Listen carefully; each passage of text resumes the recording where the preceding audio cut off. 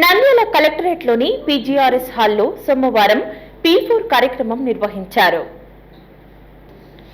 నంద్యాల జిల్లా కలెక్టర్ కార్యాలయ ఆవరణంలోని సెంచనరీ హాల్ నందు కలెక్టర్ రాజకుమారి అధ్యక్షతన రాష్ట్ర ఆర్థిక శాఖ మంత్రి, జిల్లా ఇన్ఛార్జ్ మంత్రి పయ్యావుల కేశవ్, రాష్ట్ర న్యాయ మైనార్టీ శాఖ మంత్రి ఎన్ఎండి ఫరూక్ కార్యక్రమంలో పాల్గొన్నారు.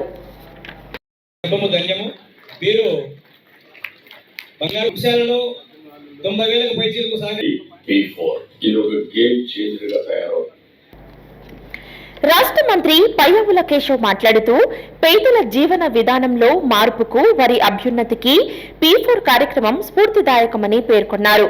పేదల అభివృద్ధికి నిరంతరం కష్టపడే వ్యక్తిత్వం గల వ్యక్తి చంద్రబాబు నాయుడు అని కొనియాడారు.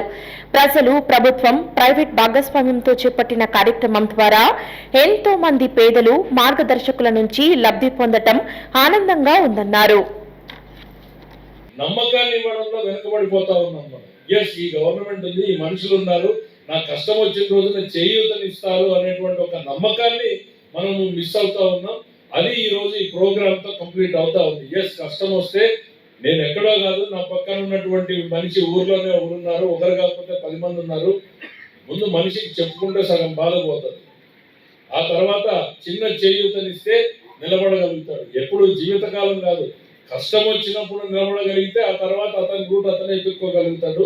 సో ఈ P4 ప్రోగ్రాము డెఫినెట్ గా ఈ రోజు చూసిన తర్వాత గర్వంగా ముఖ్యమంత్రి గారికి ఇక్కడ నుంచి బహుశా మీ మార్గదర్శులు చెప్పొచ్చు, బంగారు కుటుంబాలు చెప్పొచ్చు, వాళ్ళు ఇంటరాక్ట్ అవుతామని ఇప్పుడే ఫోన్ చేశారు. నేను అందుకే చెప్తున్నా, ముఖ్యమంత్రి గారు మాట్లాడే జిల్లాలో నంద్యాల, శ్రీకాకుళాన్ని పికప్ చేసుకున్నారు. అక్కడి నుంచి ర్యాండమ్ గా ఇక్కడ నుంచి మాట్లాడొచ్చు. ఈ రాష్ట్ర మంత్రి ఎన్ఎండి ఫరూక్ మాట్లాడుతూ తన సుదీర్ఘ రాజకీయ ప్రస్థానంలో ప్రజల కోసం అహర్నిశలు పాటుపడుతున్న ముఖ్యమంత్రి చంద్రబాబు లాంటి వ్యక్తులను ఎక్కడా చూడలేదని కొనియాడారు. కార్యక్రమంతో ఇంకా దాతలు ముందుకు రావాల్సిన ఆవశ్యకత ఉందని పిలుపునిచ్చారు.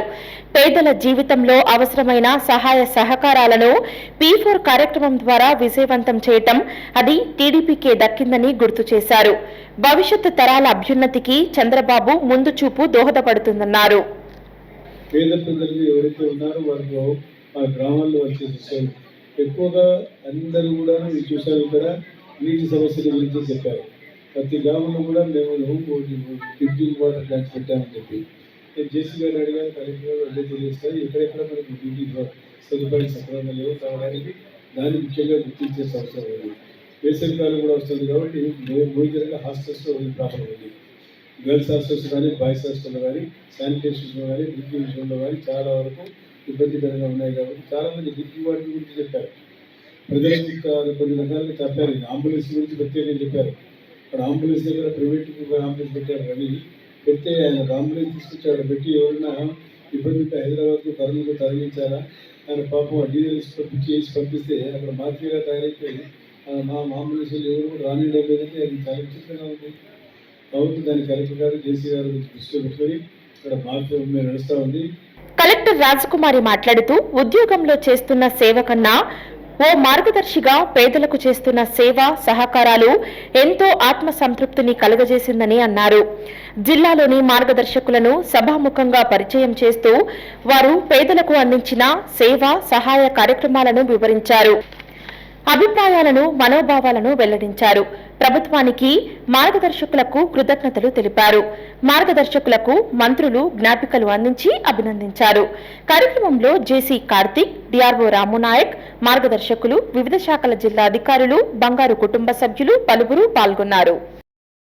చెప్పినప్పుడు ఆ గ్రామంలో నాకు చాలా బాగా అనిపించిన విషయం ఏంటంటే 44 కుటుంబాలే, చిన్న గ్రామం కానీ 60 సంవత్సరాలు పైబడి బతికిన వాళ్ళు 5గురే ఉన్నారు. అసలు ఎందుకు ఇంత తక్కువగా ఉంది, ఏంటి వీళ్ళ హెల్త్ కాన్షియస్నెస్ ఎందుకు లేదు, ఏం పని వీళ్ళు చేస్తూ ఉన్నారు. ఇక్కడ ఎరాక్ నాటుసారా తయారీ కూడా ఒకప్పుడు ఉండేది. నవోదయం 2.0లో కూడా ఈ గ్రామాన్ని మనం తీసుకున్నాము. ఈ గ్రామాన్ని మార్చాలి అన్నప్పుడు మీకు ఏం కావాలి అడిగినప్పుడు వాళ్ళు కొన్ని విషయాల్ని అడిగారు.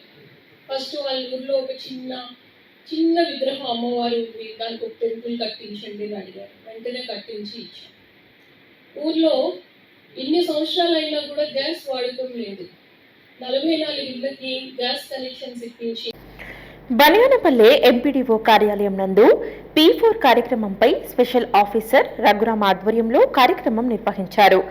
ఆంధ్రప్రదేశ్ రాష్ట్ర ప్రభుత్వం ఎంతో ప్రతిష్టాత్మకంగా చేపట్టిన స్వర్ణాంధ్ర 2047 కార్యక్రమం మొదటి వార్షికోత్సవం సందర్భంగా కార్యక్రమం చేపట్టారు. బనియానపల్లి నియోజకవర్గంలో 6,400 మంది బంగారు కుటుంబాలను ఎంపిక చేయడం జరిగిందని పేర్కొన్నారు. కార్యక్రమంలో ఆర్డీఓ నరేంద్రనాథ్ రెడ్డి, పలువురు మండల అధికారులు పాల్గొన్నారు. సెకండ్ పబ్లిక్ మన గవర్నమెంట్ ఏం చేస్తుంది, పాలసీస్ తయారు చేస్తుంది. పబ్లిక్ కావాల్సిన వెల్ఫేర్ సంబంధించినవి హౌసింగ్ అయితేనేమి, డ్రింకింగ్ వాటర్ అయితేనేమి, ఎడ్యుకేషన్ అయితేనేమి, అదేవిధంగా ఇంటర్నెట్ సంబంధించిన విషయాలు అయితే ఇవన్నీ కూడా గవర్నమెంట్ చూస్తుంది.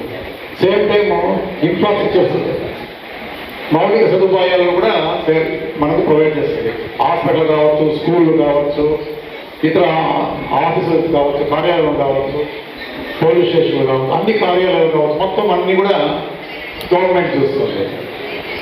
ఆ గవర్నమెంట్ తరఫున అవన్నీ ప్రొవైడ్ చేస్తుంది. రెండోది ప్రైవేట్ కింద వస్తుంది. ప్రైవేట్ వాళ్ళు ఇండస్ట్రీస్, కార్పొరేట్ ఆఫీసర్స్, బిజినెస్ వర్గాలన్నీ కూడా అది రెండో కేటగిరీలో వస్తుంది. పబ్లిక్ అయిపోయింది, ప్రైవేట్ అయిపోయింది. పీపుల్ అంటే మనమే, సొసైటీ ప్లస్ ఇండివిజువల్స్, వ్యక్తిగతంగా ప్లస్ లాస్ట్ వచ్చి ఈ ముగ్గురు కలిపి. హలో అండి, నేను మీకు Rakshitha. Please to subscribe Nandyal communications.